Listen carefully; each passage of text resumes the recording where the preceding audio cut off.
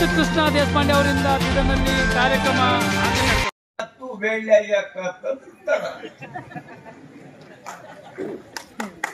ಈ ತಡ ಯಾಕಂದ್ರೆ ಟಾಂಗ ಹತ್ತಿ ಬರ್ಬೇಕು ಅಂತ ಹೊರಟಿದ್ದೆ.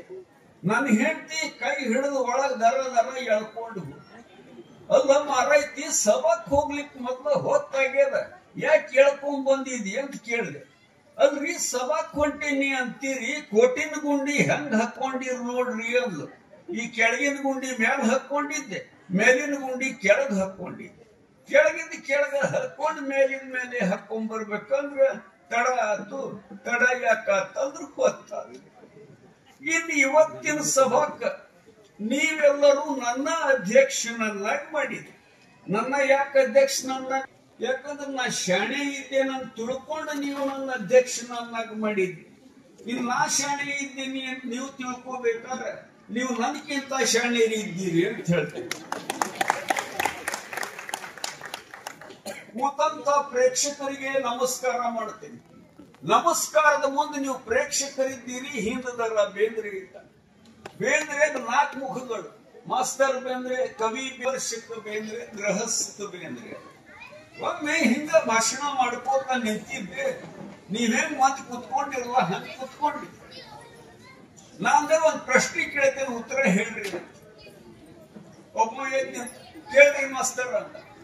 ಚಂದಪ್ ಸಮೀಪ ಇದ್ದಾನೋ ಏನ್ ಬೆಳಗಾವ್ ಸಮೀಪದನೋ ಅಂತ ಕೇಳ್ತಿರ್ತಾವ. ಹೇಳ್ದ, ಏನ್ರಿ ಮಾಸ್ತರ ಸಣ್ಣ ಹುಡುಗರು ಉತ್ತರ ಹೇಳುವಂತ ಪ್ರಶ್ನೆ, ಬೆಳಗಾವ್ ಸಮೀಪದ ಚಂದಪ್ ದೂರ ಇದ್ದಾನ ಅಂದ. ಬರೋಬ್ಬರಿ ನೀ ಹೇಳೋದು ಒಂದೇ. ಅದ್ರ ನನ್ನ ಮುಂದಿನ ಪ್ರಶ್ನೆ, ಚಂದಪ್ ದೂರ ಇದ್ರು ಕಾಣಿಸ್ತಾನ, ಬೆಳಗಾವ್ ಸಮೀಪ ಇದ್ರು ಕಾಣಿಸಂಗಿಲ್ಲ, ಇದಕ್ಕೇನಂತೀಪ? ನಾವ್ ಯಾವ್ದು ಒಮ್ಮೆ ಸಮೀಪದ ಅಂತ ತಿಳ್ಕೊತೇವಿ, ಅವು ದೂರ ಅನಿಸ್ತಾವ. ಯಾವ ದೂರ ಅನಿಸ್ತಾವ ಅವು ಸಮೀಪದಾಗಿರ್ತಾವ. ಒಮ್ಮೇನಾಗಿತ್ತಂದ್ರೆ ನಮ್ ಧಾರವಾಡದ ಪಬ್ಲಿಕ್ ಹೈಸ್ಕೂಲ್ ಒಂದು ಶಿಬಿರ ಏರ್ಪಾಡು ಮಾಡಿದ್ವಿ. ಸಾಹಿತಿಗಳು, ಕವಿಗಳು, ವಿಮರ್ಶಕರು, ನಾಟಕಕಾರರು ಎಲ್ಲರೂ ಬಂದಿದ್ರು. ನನಗೂ ಕರೆದಿದ್ರು, ನಾನು ಹೋಗಿದ್ದೆ. ಮುಂಜಾನೆ ಹೋಗೋ ಮುಂದೆ ಟಿಫಿನ್ ಮಾಡ್ಕೊಂಡು ಹೋಗ್ಲಿಕ್ಕಾಗಿದ್ದಿಲ್ಲ, ಹೊತ್ತಾಗಿತ್ತಂಗ ಹೋಗಿದ್ದೆ. 1 ಗಂಟೆ ಕುಟಕ್ ಬಿಟ್ರು. ಬಟ್ಟಿ ಬಹಳ ಹಸಿವಾಗ್ಬಿಟ್ಟಿತ್ತು. ಬಡ ಬಡ ಒಂದೇ ಟೇಬಲ್ ಮುಂದೆ ಕುತ್ಕೊಂಡೆ. ಇನ್ನೇನ್ ತುತ್ ಬಾಯಾಗ ಹಾಕೋಬೇಕು ಅನ್ನೋದಕ್ಕೆ ಎಡರಿಗೆ ಒಬ್ಬ ಹುಡುಗ ಬಂದು ಕುತ್ಕೊಂಡ. ಅಜ್ಜ ಸಾಹಿತ್ಯ ಅಂದ್ರೆ ಏನು ಅಂದ. ಯಾವ್ರು ಅವನು? ನೀ ಅಂತ. ಇಲ್ಲೇ ವಿಜಯಪುರದವ್ರಿ ಅಂತ. ಎದಕ್ ಕುಂತಿ ಅಂದೆ. ಉಣ್ಣಕ್ ಕುಂತೇನ್ರಿ ಅಂತ. ಉಣ್ಣಕ್ ಕುಂತಾಗ ಏನೇನ್ ಉಣ್ತೀಪ್ಪ ಅಂದೆ. ಅನ್ನ, ಸಾರು, ರೊಟ್ಟಿ, ಚಪಾತಿ, ಪಲ್ಯ ಎಲ್ಲ ಉಣ್ತೇನ್ರಿ ಅಂತ. ಉಣ್ಣ ಮೇಲೆ ಏನಾಕತ್ತ? ಹೊಟ್ಟೆ ತುಂಬತೈತ್ರಿ ಅಂತ. ಹೊಟ್ಟೆ ತುಂಬಿದ ಮೇಲೆ ಏನಾಕತ್ ಹೇಳಂದೆ. ಡರಿಕೆ ಬರ್ತೈತ್ರಿ ಅಂತ. ಅದನ್ನ ತಮ್ಮ ಸಾಹಿತ್ಯ ಅಂತ ಹೇಳಿದೆ. ಅಂದ್ರ ನಾವು ಯಾವ್ದಾದ್ರೂ ಒಂದು ವಿಷಯವನ್ನು ಓದಿ ಅರಿಗಿಸಿಕೊಂಡು ಅದರಿಂದ ಹೊಸ ವಿಚಾರವನ್ನು ಹೊರಗೆ ಹೋಗುತ್ತದೆ, ಅದರ ಸಾಹಿತ್ಯ. 3 ಸರ್ತಿ ಬಂದು ಹೋದವ, ವಾರಿ ಜರದ್ ವಾರಿ ರುಮಾಲ ಸುತ್ತಿಕೊಂಡವ, ತುಂಬ ಮಿಶಿ ತೀಡಿಕೂತ ಉಪಹಾಸವ, ಮಾತಿಗೆ ನಕ್ಕ ನಗಸಿ ಆಡ ಸ್ಯಾಡವ, ಮಾತಿಗೆ ನಕ್ಕ ನಗಸಿ ಆಡ ಸ್ಯಾಡವ, ಏನೋ ಅಂದರೆ ಏನೋ ಕಟ್ಟಿ ಹಾಡವ, ಇನ್ನು ಯಾಕ ಬರ್ಲಿಲ್ಲವ ಹುಬ್ಬಳ್ಳಿಯವ, ವಾರದಾಗ 3 ಸರ್ತಿ ಬಂದು ಹೋದವ, ವಾರದಾಗ 3 ಸರ್ತಿ ಬಂದು ಹೋದವ, ಇರು ಅಂದ್ರ ಬರ್ತೀನಂತ ಎದ್ದ ಹೊರಡವ, ಮಾರಿ ಕೆಳಗ ಹಾಕಿತಂದ್ರ ಇದ್ದ ಬಿಡವ, ಹಿಡಿಲ ರೊಕ್ಕ ತಗದು ಹಿಡಿ ಅನ್ನವ, ಹಿಡಿಲ ರೊಕ್ಕ ತಗದು ಹಿಡಿ ಅನ್ನವ, ಕರೆ ಅಂತ ಕೈಯ ಮಾಡಿದ್ರೆ ಹಿಡಿದ ಬಿಡವ,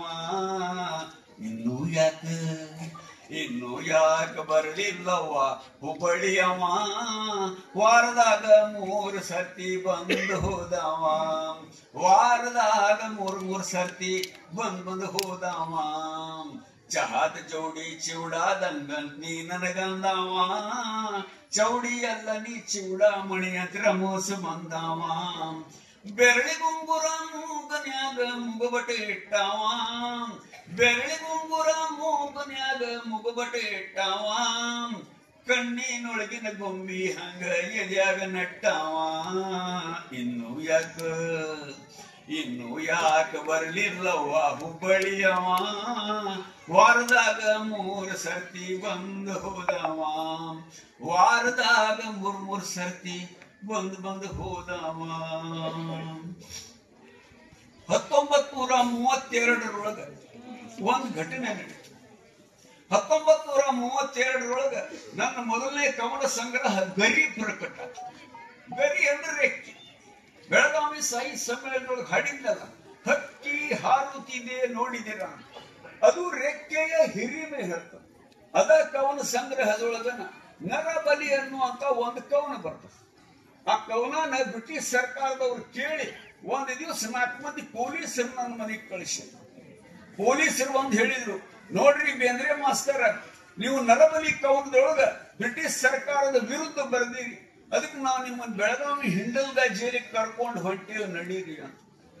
ನಾನು ನೋಡಪ್ಪ ತಮ್ಮ, ಒಂದು ಕವನ ತಪ್ಪು ಅರ್ಥ ಮಾಡ್ಕೊಂಡು ಒಬ್ಬ ಬಡ ಮಾಸ್ತರ್ನ ಜೈಲಿಗೆ ಹಾಕುವುದು ಅನ್ಯಾಯಪ್ಪ ಅಂತ ಹೇಳಿ, ಅದೆಲ್ಲ ನಮ್ಗೆ ಗೊತ್ತಿಲ್ರಿ, ಮೇಲಿಂದ ಆದೇಶ ಬಂದೈತಿ, ನಡೀರಿ ಅಂತ. ನಡೀಪ ಅಂದೆ. ನಾನು ಕರ್ಕೊಂಡು ಹೋಗಿ ಬೆಳಗಾವಿ ಹಿಂಡಲ್ಗ ಜೈಲ್ನಾಗ ಹಾಕಿತ್ತು. ನಾ ಅಲ್ಲೂ ಏನು ಸುಮ್ಮನೆ ಕೂಡ್ಲಿಲ್ಲ, ಅಲ್ಲೂ ಮಾಸ್ತರ್ಕಿ ನೌಕರಿನ ಮಾಡಿದೆ. ಎಲ್ಲಾ ಕೈದಿಗಳನ್ನು ಒಂದ್ ಕಡೆ ಕೂಡಿಸಿದೆ, ಅವ್ರಿಗೆ ಓದ್ಲಿಕ್ಕೆ ಬರೀಲಿಕ್ಕೆ ಕಲಿಸಿದೆ. ಕವನ ಬರದೆ ಕವನ ಹಡಿಸಿದೆ, ನಾಟಕ ಬರದೆ ನಾಟಕ ಮಾಡಿಸಿದೆ. ಒಬ್ಬ ಕವಿಗೆ ಮನಿನೂ ಅಷ್ಟ, ಸಾಲಿನೂ ಅಷ್ಟ, ಜೈಲು ಅಷ್ಟ. ಹಿಂಗ 3 ತಿಂಗಳು ಕಳೀತು. 3 ತಿಂಗಳಾದ್ಮೇಲೆ ಜೈಲರ್ ನನಗೆ ಹೇಳಿ ಕಳಿಸಿದ. ಹೋಗಿ ಕೇಳಿದೆ, ಯಾಕೆ ಕರೆದಿದೀಯ ಅಂತ. ಏನಿಲ್ಲ, ನಿಮ್ಮನ್ನು ಜೈಲಿನಿಂದ ಬಿಡುಗಡೆ ಮಾಡ್ಬೇಕಂತ ಮಾಡೀನಿ, ಅದಕ್ಕೆ ಒಂದು ವಿನಂತಿ ಪತ್ರ ಬರೆದು ಕೊಡ್ರಿ ಅಂತ. ಏನಂತ ಬರೆದು ಕೊಡ್ಲಿ ಅಂದೆ. ಏನಿಲ್ಲ, ನನ್ನ ನರಬಲಿ ಕವನದೊಳಗ ನಾ ಬ್ರಿಟಿಷ್ ಸರ್ಕಾರದ ವಿರುದ್ಧ ಬರೆದಿಲ್ಲ, ಅದಕ್ಕೆ ದಯಮಾಡಿ ನನ್ನನ್ನು ಬಿಡುಗಡೆ ಮಾಡಬೇಕಾಗಿ ವಿನಂತಿ ಅಂತ ಬರೆದು ಕೊಡ್ರಿ ಅಂದ. ನಾನು ಎಲ್ಲೋ ತಮ್ಮ ಹಿಡ್ಕೊಂಡು ಹೋಗೋ ಮುಂದೆ ನಾನು ನಿಮ್ಗೆ ಹೇಳಿದೆ, ಒಂದು ಕವನ ತಪ್ಪರ್ಥ ಮಾಡಿಕೊಂಡು ಒಬ್ಬ ಬಡ ಮಾಸ್ತರ್ ಜೈಲಿಗೆ ಹಾಕುವುದು ಅನ್ಯಾಯ ಅಂತ. ನೀವು ನನ್ನ ಮಾತು ಕೇಳಲಿಲ್ಲ, ಹೆಂಗ್ ಕರ್ಕೊಂಡೋಗಿ ಹಾಕಿರ ಹಂಗ್ ಬಿಡ್ರಿ, ಬಾ ಏನು ಬರೆದು ಕೊಡುದಿಲ್ಲ ಅಂದ. ಅದಕ್ಕೆ ಅವಂದ, ಹಂಗಲ್ರಿ ಮಾಸ್ತರ, ಒಬ್ಬ ಕೈದಿನ ನಾವು ಜೈಲಿಂದ ಹೊರಗೆ ಬಿಡ್ಬೇಕು ಅಂದ್ರೆ ಬರಿಸ್ಕೊಂಡು ಬಿಡೋ ಪದ್ಧತಿ ಇರ್ತದೆ, ಅದಕ್ಕೆ ಬರೆದು ಕೊಡ್ರಿ ಅಂದ. ನಾನು ಹಿಂಗ ನೀ ಇನ್ನೂ ಒಂದು ತಪ್ಪು ಮಾಡಿ ಅಂದ. ಏನು ಅಂದ. ಅಲ್ಪ ಈ ಕವನ ಬರೆದವ ಯಾರು? ಕವಿ ಅಂಬಿಕಾತನಯ್ಯ ದತ್ತ. ಅವ ತಪ್ಪು ಮಾಡಿದ್ರೆ ಅವನ್ ಕರ್ಕೊಂಬಂದ್ ಜೈಲಿಗೆ ಹಾಕ್ಬೇಕು. ನೀವೇನ್ ಮಾಡಿದ್ರಿ? ಬಡ ಮಾಸ್ತರ್ ಕರ್ಕೊಂಬಂದ್ ಜೈಲಿಗೆ. ಈಗ ಕವನದ್ರೊಳಗೆ ತಪ್ಪದ ಅಥವಾ ಇಲ್ಲ ಅಂತ ಹೇಳಲಿಕ್ಕೆ ನಾ ಯಾರು? ನನಗೆ ಹೇಳಲಿಕ್ಕೆ ಬರಂಗಿಲ್ಲ, ನಾ ಏನು ಬರೆದು ಕೊಡುದಿಲ್ಲ. ಅವ್ರಿಗೆ ಫಜಿತಿ ಆಗ್ಬಿಡ್ತು. ಅದೇ ಸುಮಾರಕ್ಕನ ನಮ್ ಕಕ್ಕನ ಆರೋಗ್ಯನೂ ಸ್ವಲ್ಪ ಕೆಟ್ಟಿ. ಹೀಗಾಗಿ ನಾನು ಸ್ವಲ್ಪ ದಿವಸ ಹೊರಟ್ಬಿಟ್ಟೆ. ನಾ ತಿರುಗಿ ಬಂದ್ಮೇಲೆ ಧಾರವಾಡ ಮತ್ತು ಗೋವಾ ರಸ್ತೆಯಲ್ಲಿ ಒಂದು ಸುಂದರವಾದಂತ ಹಳ್ಳಿ ಅದ, ಅದ್ರ ಹೆಸರು ಮುಗಾದ ಅಂತ. ಅಲ್ಲಿ ನನ್ನ ನಜರ ಕೈದಿ ಹೇಳ್ತಿತ್ತು. ಅದು ಬಯಲ್ ಜೈಲು, ಎಲ್ಲಿ ಬೇಕಾದ್ರೆ ಅಡ್ಡಾಡ್ಬೋದು, ಕೂಡ್ಬೋದು, ಬರೀಬಹುದು. ಆದ್ರೆ ನನ್ನ ಜೋಡಿ ಒಬ್ಬ ಪೊಲೀಸ್ ಇರ್ತಿದ್ದ. ಅತಿ ಸುಂದರವಾದಂತ 16 ಕವನಗಳನ್ನ ನಾನು ಮುಗದಾಗನ ಬರೆದಿದ್ದೆ. ನಾನು ಬಡವಿ, ಆತ ಬಡವ, ಒಲವೇ ನಮ್ಮ ಬದುಕು, ಬೃಂಗದ ಬೆನ್ನೇರಿ ಬಂತು ಕಲ್ಪನಾ ವಿಲಾಸ. ಇವೆಲ್ಲ ಮುಂದೆ ನನ್ನ ನಾದಲೀಲೆ ಕವನ ಸಂಗ್ರಹದಾಗ ಪ್ರಕಟ ಆಗ್ಯಾವ. ನನ್ನ ಜೀವನ ಅಂದ್ರ ನಾದಲೀಲೆ ಇದ್ದಂಗ, ಅರ್ಥವಿಲ್ಲ, ಸ್ವಾರ್ಥವಿಲ್ಲ, ಬರೀ ಭಾವಗೀತೆ. ಹಿಂಗಾಗಿದ್ದಕ್ಕ 10 ವರ್ಷ ಎಲ್ಲೂ ನನ್ನ ನೌಕರಿ ಕೊಡಬಾರ್ದ ಗೌರ್ಮೆಂಟ್ ದಿಂದ ಆದೇಶ ಆಗಿದೆ. 1932ರಿಂದ 42 ತನಕ ನೌಕರಿಯಿಂದ ಬಹಳ ಒದ್ದಾಡಬೇಕಾಗ, ಕಷ್ಟ ಪಡ್ಬೇಕಾಗ. 1942 ಈ ಕಾಯ್ದೆ ಸ್ವಲ್ಪ ಸೆಟ್ ಆಗ. ಅದೇ ಸುಮಾರಕ್ಕನ ಗದಗಿನ ಸಮಿತಿ ಹೈಸ್ಕೂಲ್ನವರು ಒಂದು ಪ್ರೌಢಶಾಲಾ ಶುರು ಮಾಡಿದ್ರು. ಅಲ್ಲಿ ನಾನು ಹೆಡ್ ಮಾಸ್ಟರ್ ಅಂತ ನೇಮಕ ಮಾಡಿದ್ರು. ನನಗೆ ಬಹಳ ಸಂತೋಷ ಆಯ್ತು. ಬಹಳ ದಿವಸದ ಒಂದು ಒಳ್ಳೆ ನೌಕರಿ ಸಿಕ್ಕದು ಅಂತ ತಿಳ್ಕೊಂಡು ಹೇಳ್ತಿ ಮಕ್ಕಳನ್ನ ಕರ್ಕೊಂಡು ಸಾಮಾನೆಲ್ಲ ಕಟ್ಕೊಂಡು ಗದಿಗೆ ಹೋಗಿ ಒಂದು ಬಾಡಿಗೆ ಮನೆಯೊಳಗೆ ವಾಸ್ತವ ಹುಡುಗಿ. ನಾ ಇನ್ನೂ ನೌಕರಿ ಸೇರ್ಕೊಂಡು 1 ವರ್ಷ ಇದ್ದಿಲ್ಲ. ಬೆಳವಡಿಯಿಂದ ಒಂದು ಪತ್ರ ಬಂತು. ಬೆಳವಡಿ ಸಾಹಿತ್ಯ ಪ್ರಿಯರು ಊರು. ಅವರಲ್ಲಿ ಮೇಲಿನ ಮೇಲೆ ಸಾಹಿತ್ಯ ಕಾರ್ಯಕ್ರಮ ಮಾಡ್ತಿರ್ತಾರೆ. ಅವ್ರು ಪತ್ರದಾಗ ಬರೆದಿದ್ರು ನಾವು ಒಂದು ಸಾಹಿತ್ಯ ಕಾರ್ಯಕ್ರಮ ಮಾಡ್ಲಿಕ್ಕತ್ತೀವಿ, ನೀವು ಕಾರ್ಯಕ್ರಮಕ್ಕೆ ಬರ್ಬೇಕು. ಮೈಸೂರಿಂದ BM ಶ್ರೀಕಂಠಯ್ಯನವ್ರು ಬರ್ಲಿಕ್ಕತ್ತಾರ ಅಂತ ಹೇಳಿದ್ರು. ನನಗೆ ಬಹಳ ಸಂತೋಷ. ನಾ ಬಡ ಸಾಲಿಗೆ ಹೋದೆ. ಒಂದು ದಿವಸ ರಜಾ ಚೀಟಿ ಬರೆದಿಟ್ಟು ಕಾರ್ಯಕ್ರಮಕ್ಕೆ ಹೋದೆ. ಮುಂಜಾನಿಂದ ಸಂಜೆ ತನಕ ವೈಭವಪೂರ್ಣವಾದಂತ ಕಾರ್ಯಕ್ರಮ. ಯಾರು ಕವನ ಓದಿದ್ರು, ಯಾರು ಕತಿ ಹೇಳಿದ್ರು, ಯಾರು ಭಾಷಣ ಮಾಡಿದ್ರು. ಹೀಗೆ ಮುಂಜಾನಿಂದ ಸಂಜೆ ತನಕ ಕಾರ್ಯಕ್ರಮ ನಡೆದು ಇನ್ನೇನು ನಾವು ಬರ್ಬೇಕಂತ ಹೊಂಟಿದ್ದೆ. ಆ ಊರಿನ ಮಂದಿ ಮತ್ ನನ್ನ ಹತ್ರ ಬಂದ್ರು. ನೋಡ್ರಿ ಬೇಂದ್ರೆ ಮಾಸ್ತರ್, ನಾಳೆ ಸೋಮವಾರ ಅದ. ಸೋಮವಾರ ಇಲ್ಲ, ಮಂಗಳವಾರ ದಿವಸ ನಾವು 21 ಎತ್ತಿನ ಜೋಡಿ ಹುಡಿದ ಬಂಡಿ ಮೇಲೆ ಎಲ್ಲ ಕವಿಗಳು ಮೆರವಣಿಗೆ ಮಾಡ್ಬೇಕಂತ ಮಾಡಿದ್ವಿ. ಅದಕ್ಕೆ ನೀವು ನಾಳೆ ಒಂದ್ ದಿವಸದ್ದು ಕಾರ್ಯಕ್ರಮ ಮುಗಿಸ್ಕೊಂಡು ಹೋಗ್ರಿ ಅಂತ. ನಾನೇ ನಾಳೆ ಸೋಮವಾರ ಅದಲ್ಲ, ನಾಳೆ ಮಾಡಿ ಮುಗಿಸ್ರಿ ಅಂದೆ. ಇಲ್ರಿ, ನಾಳೆ ಶ್ರಾವಣ ಸೋಮವಾರ ಅದ. ಶ್ರಾವಣ ಸೋಮವಾರ ದಿವಸ ನಾವು ಎತ್ತು ಹುಡಂಗಿಲ್ಲ, ಅದಕ್ಕೆ ಮಂಗಳವಾರ ಮಾಡ್ಲಿಕ್ಕತ್ತೇವಿ ಅಂದ. ಆತ್ಪ ಅಂತ ಹೇಳಿದೆ. ಅವ್ರ ಪ್ರೀತಿ ವಿಶ್ವಾಸಕ್ಕೆ ಇಲ್ಲ ಅನ್ಲಿಕ್ಕೆ ಆಗ್ಲಿಲ್ಲ. ಮಂಗಳವಾರ ಮೆರವಣಿಗೆ ಕಾರ್ಯಕ್ರಮ ಎಲ್ಲ ಮುಗಿಸ್ಕೊಂಡು ಮನೆಗೆ ಬಂದೆ. ನನ್ನ ಹೇಳ್ತೇ ಇದ್ದು ಕಾರ್ಯಕ್ರಮ ಬಹಳ ಚಲೋ ಆತಂತ ಊರಾಗ, ನಿಮ್ಮನ್ನ ಮಂದಿ ಹೊಗಳಿಕತ್ತಿದ್ರು ಅಂತ. ಆತಂತ ಹೇಳಿ ಊಟ ಮಾಡಿ ಮಲ್ಕೊಂಡೆ. ಮರುದಿವ್ಸ ಮುಂಜಾನೆ ಎದ್ದುಕೊಳ್ಳೆ ನಾ ಸಾಲಿಗೆ ಹೋಗುವಂಗ್ ಹೋದೆ. ನನ್ನ ಕುರ್ಚಿಯ ಮೇಲೆ ಅಲ್ಲಿ ಕಾರ್ಯದರ್ಶಿಗಳು ಬಂದು ಕುತ್ಕೊಂಡಿದ್ರು. ಅವ್ರ ಕೈಯೊಳಗ ಸಂಯುಕ್ತ ಕರ್ನಾಟಕ ವೃತ್ತ ಪತ್ರಿಕೆ ಇತ್ತು. ಅದರೊಳಗೆ ನಮ್ಮ ಕಾರ್ಯಕ್ರಮದ ಸಚಿತ್ರ ವರದಿ ಬಂದಿತ್ತು. ಅದನ್ನ ನೋಡ್ಕೋತ ನನ್ನ ಕಡೆ ಹಿಂಗ್ ನೋಡಿ ನನಗೆ ಸ್ವಲ್ಪ ಅಡಿಗಿಸಿದಂಗ್ ಮಾಡಿ, ಏನು ಕವಿಗಳದು ಮೆರವಣಿಗೆ ಆತಂತಲ್ಲ ಅಂದ್ರು. ನನಗೂ ಸ್ವಲ್ಪ ಸಿಟ್ಟು ಬಂತು. ನಾನೇ ಹೌದ್ರಿಪ್ಪ, ಕವಿಗಳು ಅಂದ್ಮೇಲೆ ಮೆರವಣಿಗೆನೂ ಆಗ್ತದ, ಸ್ವಲ್ಪ ಉರ್ವಣಿಗೆನೂ ಇರ್ತದ ಅಂದ್ರು. ಅಲ್ರಿ, ಒಂದ್ ದಿವಸದ ರಜಾ ಚೀಟಿ ಬರ್ದಿಟ್ಟಿದ್ದು, 2 ದಿವಸ ಸಲಿ ತಪ್ಪಿಸ್ತೇನೆ. ಹಿಂಗ ಕವನ ಬೀವನ ಅಂತ ಓದ್ಕೋತ ಹೊಂಟ್ರೆ ಸಾಲಿ ನಡುವಿದೆ. ಹಂಗ ಹುಡುಗರಿಗೆ ಕಳ್ಸವ್ರು ಯಾರು ಅಂದ್ರು. ನಾನು ನೀವು ಹೇಳೋದು ಬರೋಬ್ಬರಿ ಅದ ಅಂತ ಹೇಳಿ ಬಡ ಒಂದು ಬಿಳಿ ಕಾಗದದೊಳಗೆ ರಾಜೀನಾಮೆ ಪತ್ರ ಬರೆದಿಟ್ಟು ಅಲ್ಲಿಂದ ಹೊಂಟೆ.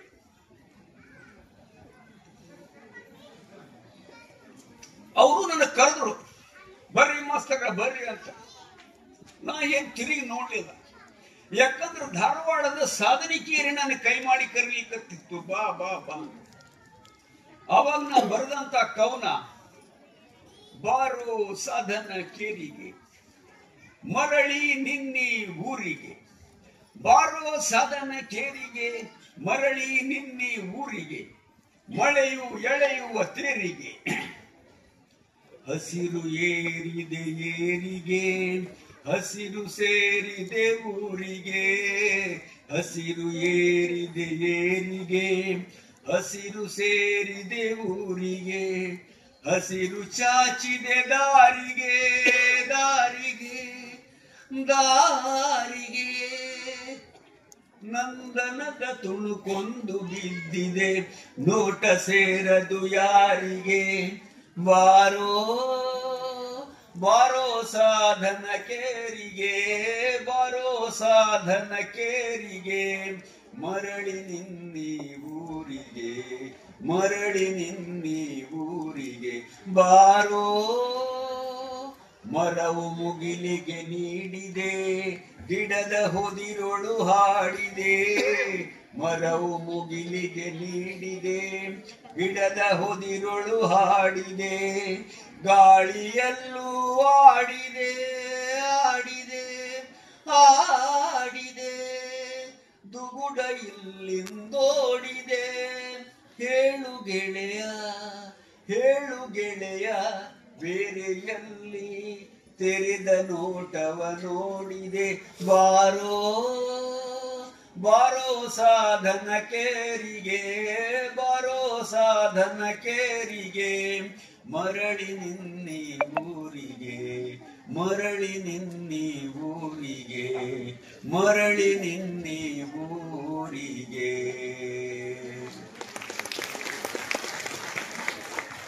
ಹಿಂಗ ತಿರುಗಿ ಮತ್ ನಾ ಸಾಧನ ಕೆರಿಗೆ ಬಂದೆ. ಕಷ್ಟ ಸುಖ ಅನ್ನೋದು ಒಂದು ನಾಣ್ಯದ 2 ಮುಖಗಳಿದ್ದಂಗೆ. ನನಗೆ ಬರೇ ಸುಖನೇ ಬೇಕು, ಕಷ್ಟ ಬೇಡ ಅಂದ್ರೆ ಹೆಂಗ? ಒಮ್ಮೆ ಏನಾತಂದ್ರ ಹಿಂಗ್ ನೀವ್ ಹೆಂಗ್ ಕುತ್ಕೊಂಡಿರಿ, ಹಿಂಗ್ ನಾವು ಮಾತಾಡ್ಕೋತ ನಾನು ಕುತ್ಕೊಂಡಿದ್ವಿ. ಒಬ್ರು ಯಜಮಾನರು ಬಂದು ಎದುರಿಗೆ ನಿಂತ್ಕೊಂಡ್ರು. ಬೇಂದ್ರೆ ಅವರ ಕನ್ನಡದ ಬಗ್ಗೆ ನೀವು ಅಭಿಪ್ರಾಯ ಏನದ ಅಂತ ಕೇಳಿದ. ನಂದೆ ಯಾಕ ನೀವು ನನ್ನ ಕವನ ಓದಿಲ್ಲ ಏನಂದೆ. ನಮ್ಮ ದೇಹದ ಕಣ ಕಣದೊಳಗೂ ಕನ್ನಡದ, ತಲೆಯಿಂದ ಹಿಡಿದ ಪಾದದವರೆಗೆ ಅನೇಕ ಅಂಗಾಂಗಗಳು ಕನ್ನಡದ ಕದಿಂದ ಶುರುವಾಗ್ತವೆ. ತಲೆ ಮೇಲೆ ಅವಲ್ಲ ಇವು ಕೂದಲ, ಇವು ಕಣ್ಣು, ಕಿವಿ, ಇದು ಕಪಾಳ, ಇದು ಕೆನ್ನಿ, ಇದು ಕಂಠ, ಇದು ಕುತ್ತಿಗೆ, ಇವು ಕೈ, ಇದು ಕಟಿ, ಇವು ಕಾಲು.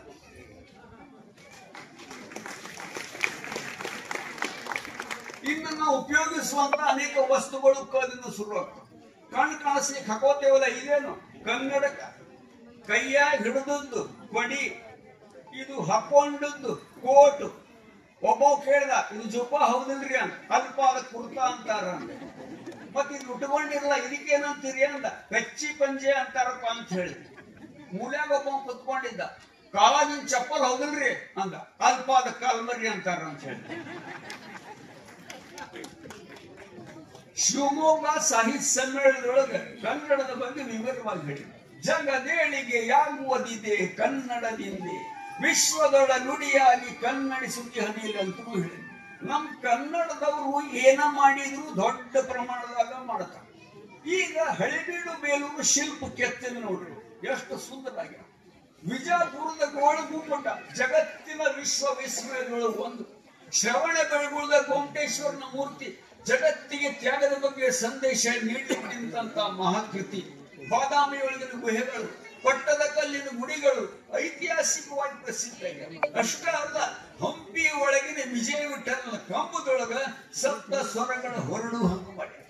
ನಮ್ ಕನ್ನಡದವ್ರು ಮಾಡಿದ್ದು ಒಂದ ಎರಡ ಏನ ಮಾಡಿದ್ರು ದೊಡ್ಡ ಪ್ರಮಾಣದಾಗ ಮಾಡ್ತಾರೆ. ಹಂಗಾಗಿ ನಮ್ ಕನ್ನಡದವ್ರು ಏನ್ ಮಾಡ್ಲಿಕ್ಕತ್ತಾರ, ದೊಡ್ಡ ಪ್ರಮಾಣದಾಗ ನಿಂತಿ ಮಾಡ್ಲಿಕ್ಕೆ. ಅವ್ರನ್ನ ನಾವು ಬಡದು ಎಬ್ಬಿಸ್ಬೇಕಾಗಿದೆ. ಹೇಳ್ರಿಪ್ಪ, ಹಿಂದಿನವ್ರು ಕನ್ನಡ ಸಲುವಾಗಿ ಬಹಳಷ್ಟು ಕೆಲಸ ಮಾಡ್ಯಾರ. ನಾವು ನೀವು ತಿಳ್ಕೊಂಡು ಈ ಕೆಲಸ ಮಾಡಿದ್ರೆ ಜಗದೇಳಿಗೆ ಆಗೋದ್ರ ಸಂಶಯನ ಇಲ್ಲ. ಕಡಿದು ಇನ್ನೊಂದು, ನೀವೆಲ್ಲರೂ ಈ ಹಾಡು ಕೇಳಿದ್ರಿ. ನೀ ಹಿಂಗ ನೋಡಬೇಡ ನನ್ನ, ನೀ ಹಿಂಗ ನೋಡಿದರ ನನ್ನ, ತಿರುಗಿ ನಾ ಹೆಂಗ ನೋಡಲಿ. ಇದನ್ನ ಬಹಳ ಮಂದಿ ಪ್ರೇಮ ಗೀತೆ ಅಂತ ತಿಳ್ಕೊಂಡ. ಇದು ಪ್ರೇಮ ಗೀತೆ ಅಲ್ಲ, ಶೋಕ ಗೀತೆ. ಇದನ್ನ ಯಾಕೆ ಬರ್ದೆ ಅಂದ್ರೆ, ನಾನು ಎಮ್ಮೆ ಕಲಿಲಿಕ್ಕಂತ ಪುಣೆದಾಗಿದ್ದೆ. ಹೋಗಿದ್ದೆ ಅಲ್ಲ ಪುಣೆಕ್ಕೆ. ನನ್ನ ಹೆಂಡತಿ ಮಕ್ಕಳು ಎಲ್ಲರೂ ರಾಣೆಬೆನ್ನೂರು ಒಳಗಿದ್ದೆ. ಅಂದ್ರೆ ನನ್ನ ಕೂಸು ಹುಟ್ಟಿತ್ತು. ಅದ್ರ ಹೆಸರು ಲಲಿತಾ ಅಂತ ಇಟ್ಟಿದ್ದು. ಅಕ್ಕಿ ವಿಷಮ ಜೋಳದಿಂದ ಬಳದ ಕತ್ತಾಳ ಅಂತ ಒಂದು ಟೆಲಿಗ್ರಾಮ್ ಬಂತು. ನಾವು ಬಡ ಬಡ ಒಂದು ಟ್ರೇನ್ ಹಿಡ್ಕೊಂಡು ಇದಕ್ಕೆ ರಾಣೆಬೆನ್ನೂರು ಹೊಂಟೆ. ಹಾದಿ ಒಳಗೆ ಹೋಗ್ಬೇಕಾದ್ರೆ ನನ್ನ ತಲೆಯಾಗ ವಿಚಾರ ಬಂತು. ನಾ ಹೋಗುದ್ರಾಗ ಅಂದ್ರೆ ಕೂಸು ತಿರ್ಕೊಂಡಿರ್ತಾವ. ನಾನು ಹೇಳ್ತಿ ಆ ಕೂಸಿನ ತೊಡಿ ಮೇಲೆ ಹಾಕೊಂಡು ಮಲ್ಕೊಂಡಿರ್ತಾನೆ. ನನ್ನ ಹಾದಿ ಕಾಯ್ತಿರ್ತಾಳ. ನನ್ನ ಗಂಡ ಬರ್ತಾನೆ ಉಳಿಸ್ತಾನ ಅಂತ ತಿಳ್ಕೊಂಡು ಅಂತ ನಾ ವಿಚಾರ ಮಾಡ್ಕೋತ ಅಕ್ಕವನ ಬರ್ಕೋತ ಹೋಗಿ ರಾಣೆಬೆನ್ನೂರಿಗೆ ಹೋಗಿ ಮನೆಗೆ ಹೋಗುದ್ರಾಗ ಅಂದ್ರೆ ಹಂಗಾಗಿ ಕೂಸು ತೀರ್ಕೊಂಡಿತ್ತು. ನಾನು ಹೇಳ್ತಿ ತೊಡಿ ಮೇಲೆ ಹಾಕೊಂಡು ಕೂತಿದ್ನು. ನನ್ನ ಹಾದಿ ಕಾಯ್ಲಿಕ್ಕೆ ಅಕ್ಕಿ ನನ್ನ ಕಡೆ ನೋಡಿದಾಗ ಅಕ್ಕಿ ನನಗೆ ಎದುರಿಸ್ಲಿಕ್ಕಾಗ್ಲಿಲ್ಲ. ಅಕ್ಕಿ ದೃಷ್ಟಿ ಎದುರಿಸ್ಲಿಕ್ಕಾಗ್ಲಿಲ್ಲ. ಕಣ್ಣ ಮಾರೆಲ್ಲ ರಾವಾಗಿಬಿಟ್ಟಿತ್ತು. ಕಣ್ಣು ಕೆಂಪಾಗಿದ್ದು, ಕೂದಲೆಲ್ಲ ಹರಿವಿದ್ದು, ದುಃಖವನ್ನು ಅದಿವು ಹಿಡ್ಕೊಂಡ್ಬಿಟ್ಟಿತ್ತು. ಅದನ್ನ ಹೊರಗೆ ಹಾಕ್ಲಿಕ್ಕೆ ತಯಾರಿಲ್ಲ.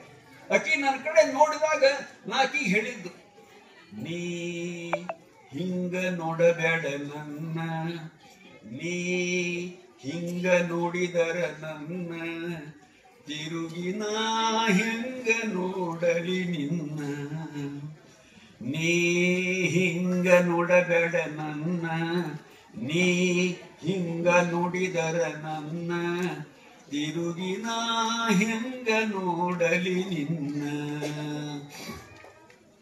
ಧಾರೆಲೆ ನೆನೆದೆ ಕೈ ಹಿಡಿದೆ ನೀನು, ತಣ್ಣಗ ಅಂತನ ತಿಳಿದು ಬಿಡವಲ್ಲಿ ಇನ್ನು ಬೂದಿ ಮುಚ್ಚಿದ ಕೆಂಡ ಇದಂತ ಹೊಳೆದು, ಮುಗಿಲ ನಕ ಪರಿಸಿ ನೆಲಕ ಬೀಗರ ನೆಲಕ ನೆಲಿಯಲ್ಲಿನ್ನ ಹಾಗಾದಿ ಮಾತು ನಂಬಿ ನಾನು ದೇವರಂತ ತಿಳಿದಿಯೇ ನನ್ನಲ್ಲಿ ನನ್ನ ನೀ ಹಿಂಗ ನೋಡಬೇಡ ನನ್ನ ನೀ ಹಿಂಗ ನೋಡಿದರ ನನ್ನ ತಿರುಗಿ ನಾ ಹೆಂಗ ನೋಡಲಿ ನಿನ್ನ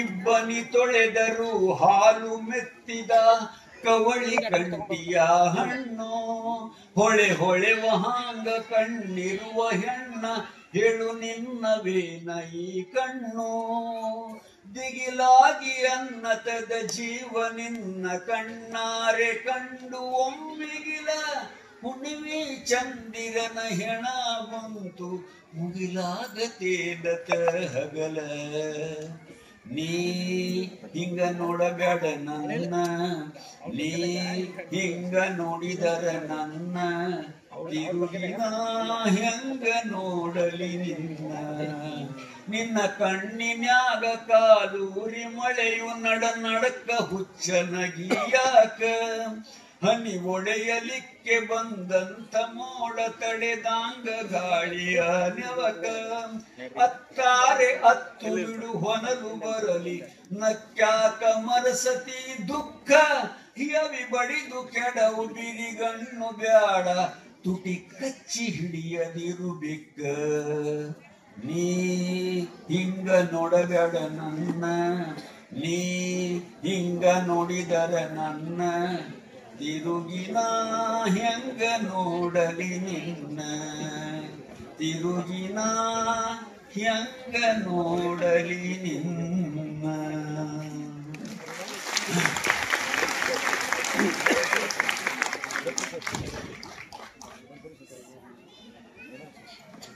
ಇಲ್ಲಿಗೆ ನಾನು ಕಾರ್ಯಕ್ರಮ ಮುಗಿಸ್ತೇನೆ ಮುಂದೆ